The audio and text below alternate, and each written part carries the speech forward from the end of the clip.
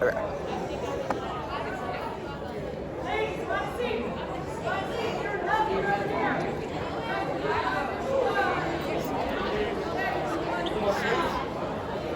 that, bro.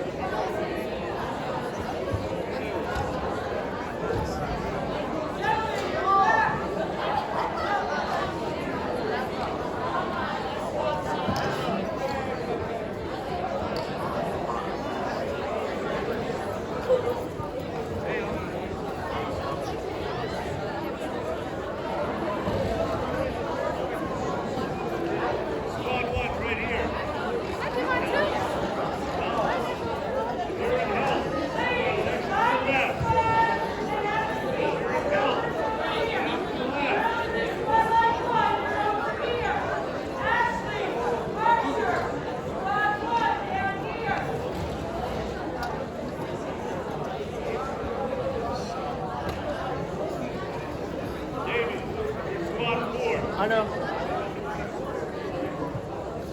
Guys, listen up. Hello, good morning, everyone. If you can get into squad line order, girls in the front, boys in the back. If you're in health classes, you're sitting at the front right here. Thank you so much.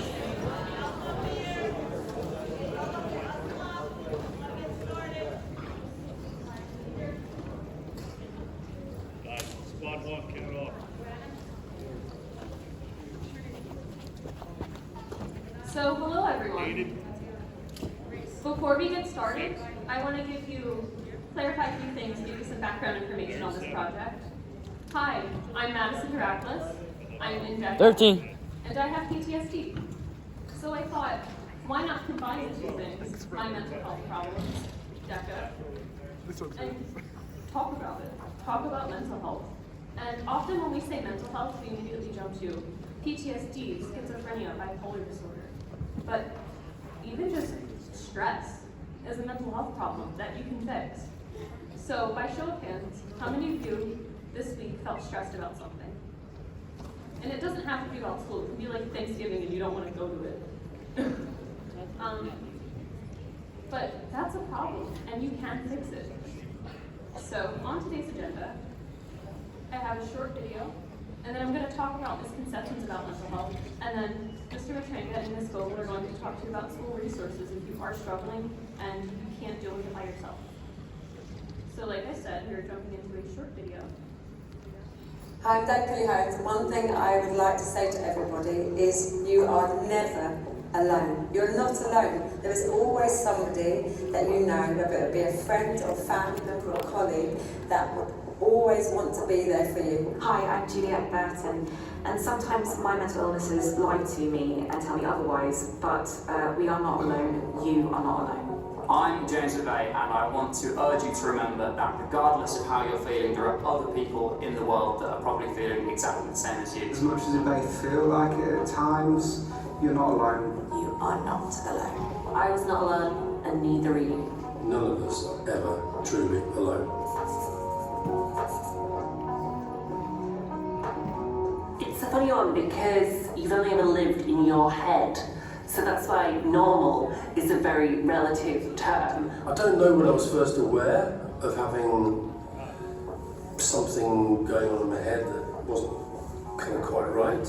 We always try and rationalise mental health, and actually the truth is you can't rationalise emotion as well as people try to tell you that you can. When the home goes, I think that it's very difficult to hold on to that will to live. I was 5 when my parents first took me to a psychologist because, they could see something wasn't quite right. I've been diagnosed with anorexia, anxiety disorder, bipolar disorder, body dysmorphic disorder, bulimia, compulsive overeating disorder, depression. I started running out in the street. I would start saying things like I'm lacking oxygen and all this, and it would get really bizarre. When I went to the doctors, they said, no, you've got an illness, you've got psychosis, which they call paranoid schizophrenia. I won 2 gold medals. I was, international athlete, right at the top of my game, even during some of the worst times of my life. And that proved that it actually can still be so strong, and that having something happen to you doesn't define you. It's very hard to describe depression when you're not depressed. And when you're depressed, it's very hard to speak. And it's very hard to articulate. I know I'm alive, but I feel dead. That's how really bad depression feels. I've experienced lots of suicidal thoughts and things like that, and of course people just want to rush in and intervene and help. But you still have to remember that it's a person who's in distress. It's not just, oh, somebody's at risk and you've got to sort of fix them or stop them. Suicidal thoughts are much more common than a lot of people think. Writing about that in the book was the first time I'd really properly talked about it, and I even sort of had to send it to my parents before I sent it off because they didn't even really know the full details. What really gets me is people say, suicide is selfish, and, well, what about the family they leave behind? And, when I'm suicidal, nothing can come into that bubble I'm in where, I think that the best thing for everyone else is if I'm not here, Vocalising things and having debates and raising awareness for these issues are, I think, the way that will change it. And the fact we're having this conversation now that we wouldn't have had 20 years ago is brilliant. There is a lot of community projects out there that it's peer support, it's therapy, it's plugging the gap where you might not have that in the NHS. Some people might perceive my mental illnesses and being sexual as a weakness. That's just one narrative. My narrative is it's my biggest strength because it's taught me empathy and fortitude and resilience. I had a huge panic attack on stage at the Hay Festival and had to leg it off the stage, embarrassing. And then I sort of quite shamefacedly sort of came back on, and I kind of got this standing ovation, which I was not expecting. But I suddenly realised, being open about your mental health isn't just good, but it's actually rewarding. Look at who you are, what's causing you to feel upset or disappointed or disturbed. Can you help yourself first and then go to the next level if actually know you've gone past that actually you need help from someone? Then get help. Don't be afraid to ask for it. I feel every time somebody comes up and talks to me about it, and they literally do just go up to you on the train, on a bus, and start talking about it in a way that 5-10 years ago it just wouldn't happen. There's definitely a change happening. If you feel scared, to use a therapy phrase, feel the fear and do it anyway. Because you'll break down barriers, you'll break down your own barriers, you'll feel more connected. And ultimately, once you get through that, you realise there's nothing on the other side. That the thing that you thought was scary, it's not there. You're not alone with it. So, after searching for like 3 hours, I finally found this video, and I love it because it talks about people with mental illness like a person with a problem instead of a person that is a problem. So, like I said, we are going to be talking about mental health misconceptions. And my first myth is, all stress is bad. And I'm bringing this up because we tend to think when someone says, oh, you're stressed, you need to stop feeling stressed, that you're not allowed to feel stress. When in reality, stress is what gets us out of bed in the morning. We normally think of distress, literally bad stress, and that's that paralyzing feeling, the thing that makes it hard for us to think when you're taking a test you didn't know you had, or when your parents are fighting. On the other hand, there's something called eustress, literally good stress. And that's that motivating and exciting feeling. It's like running onto a soccer field or a football field, or seeing your friends at the mall. And my point of saying this is, by controlling the things you have control over, you can take a lot of the anxiety and fear out of your life and turn it into motivation and excitement. My next one is, teenagers have no reason to feel stressed out.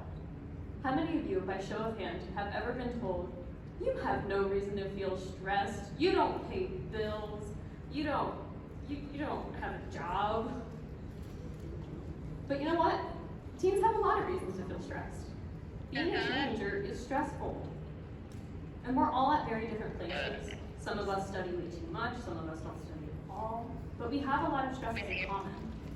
As underclassmen, you're going to a new school with no expectations of new teachers, you no longer top dog, and the classes get harder, And then next year, you're gonna be driving. That's crazy, that's a lot of pressure. And then later on, when you're an upperclassman, you have to start planning for what you're gonna do for the rest of your life. Whether that means going to college, or going to a trade school, or just finding a job and getting out of high school as fast as possible. You still have to figure out what you're gonna do, and that can be really stressful. That can put a lot of pressure on you. This next one's my favorite. Phone bad, book good, phone bad. The idea that technology is just terrible. And you know what? Social media has its benefits, but I think there's a lot of things we can agree aren't so beneficial. So I do want to talk about the good aspects of it first. You can connect with friends. Especially if you're lonely, you can meet people online and talk to people online and feel less lonely. You can meet people that have the same interests as you, or just connect with friends you have in school. That's awesome, and that's something pretty new to our generation. The next thing is connecting with help, both mental health. There's so many different apps out there you can go onto, or websites if you're feeling stressed or you feel upset and you don't have anywhere to go. You can talk about it without having to talk to a human. There's also educational help. And I'm sure I'm the only person that does this, but when I'm confused in a class, I go onto YouTube, I look up what I'm confused about, and then I feel less stressed about it because I'll understand it. On the other hand, there are some kind of bad things about technology that I think we can all agree on.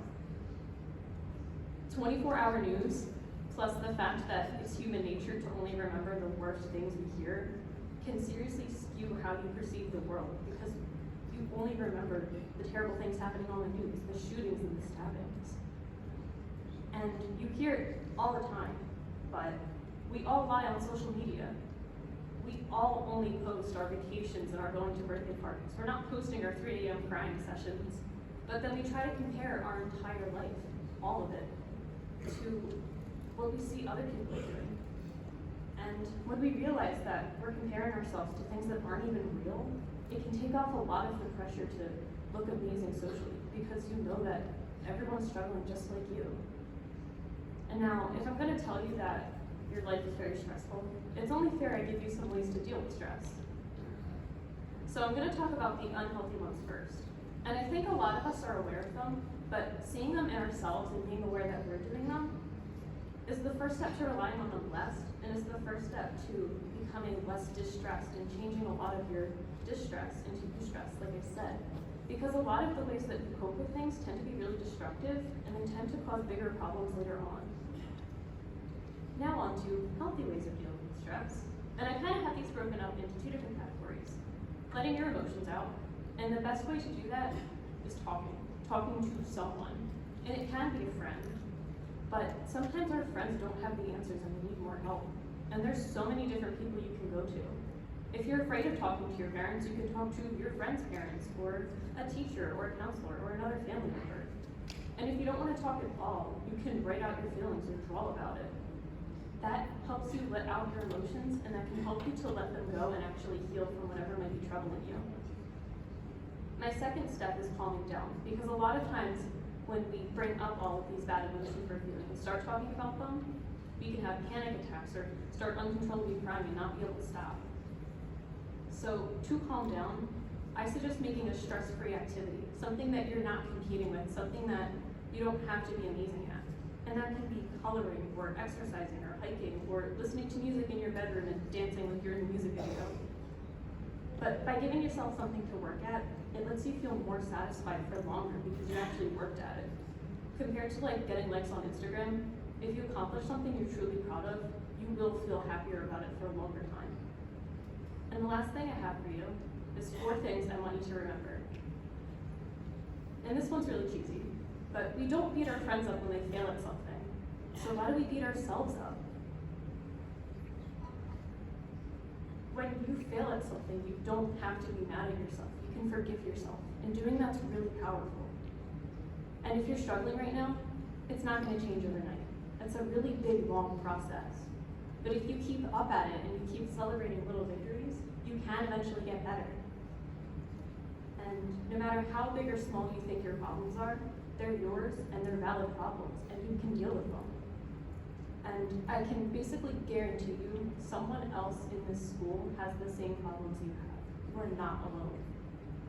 So I am going to turn it over to Mr. Matranga and Ms. Vogel, and they're going to tell you about school resources for all different kinds of stress that you might be feeling, all different kinds of problems.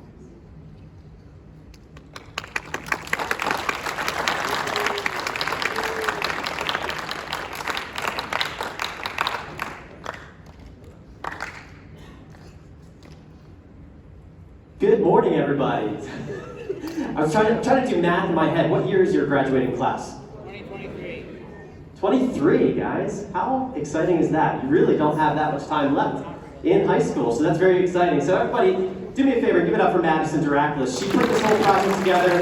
She spent a lot of time, did a lot of research on some of the information you're seeing today, and this is a very important topic that I think everybody should be on the same level for. So she is giving this presentation all day today. That means she's speaking in front of 1,800 students. 1,800 students. So imagine the stress that she was feeling the day before today, right? So she's doing a wonderful job. So thank you guys for being awesome, very quiet, very respectful to her. So I appreciate that. So it's important, guys, to know that mental health is a serious issue in the world today, right? So you're not the only people. So those of us who raised our hands when we said we were feeling stress at some point in our lives, you're not alone. If you looked around at any point in this while your hands were up, you should have seen that majority of the people in here raised their hands. Even some of your phys ed teachers, and myself included, my hand was up, right? Because getting out of the house in the morning is very difficult. It's a lot of stress. Like, I have a little puppy at home, and he threw my world for a loop, and I had to take care of him in the morning. So I understand where you guys are coming from. The idea here is that you don't stay quiet about your mental health, okay? Don't keep quiet about it. You need to talk to somebody, even if you're feeling as little stress as, I didn't do my homework last night and I'm worried that I'm gonna get a 0 on my homework assignment, right? Don't be afraid to come talk to us because we are a valuable resource, whether it's myself, Ms. Gogol, or any of the other counselors in the counseling office. We are here for you to help you through whatever you're going through, all right? It's important to recognize, like I said, that you're not the only person going through what you're going through. And I've seen who watches the Eagles, a fan of the football game, right? The sports. Brandon Brooks. Anybody recognize this name? He was taken off the field recently because he was suffering from a panic attack, right? He came out and started speaking about that because he realized he had a platform to speak about mental illness and mental health, right? The pressure that he was feeling is what threw him into that panic, right? To live up to the hype of his name and his contract. So to bring this down to your level, the hype of getting that A, right? The pressure of coming to school, those things are going to cause stress, and that's okay, right? Just remember that you're not alone and that there are resources here for you to help. So if you guys do me a favor, give your respect to Ms. Gogol, and she's gonna talk to you a little more.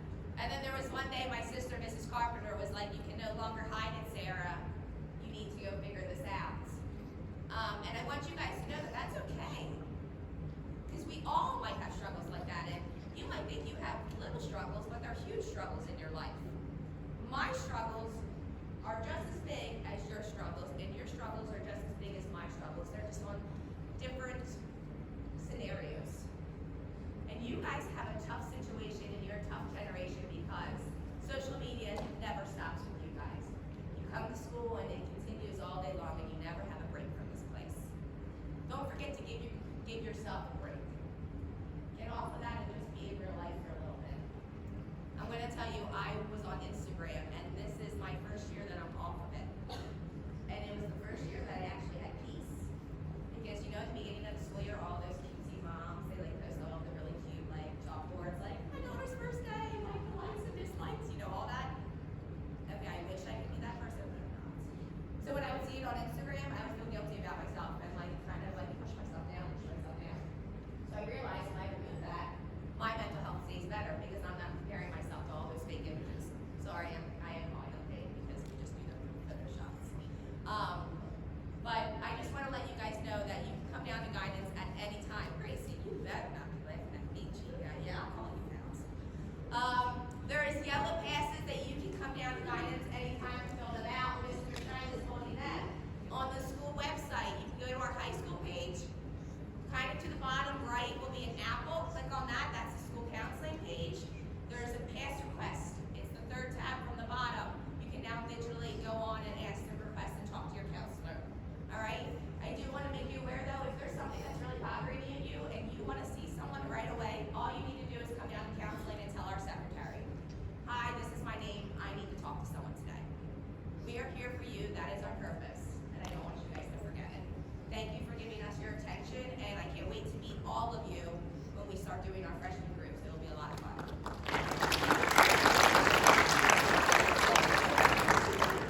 I do have one last thing, one little request of all of you, because this is my DECA project. I have a survey that I'd be very grateful if you could fill out. Here's the link. Sadly, you can't do it on school Wi-Fi because the school Wi-Fi doesn't like tinyurl.com. But you can pull out your phone. I'm telling you, you can pull out your phone during the school day and fill out this survey. Thank you all so much for your time. You're a wonderful audience. I hope you all have a great day and a wonderful holiday weekend. Thank you.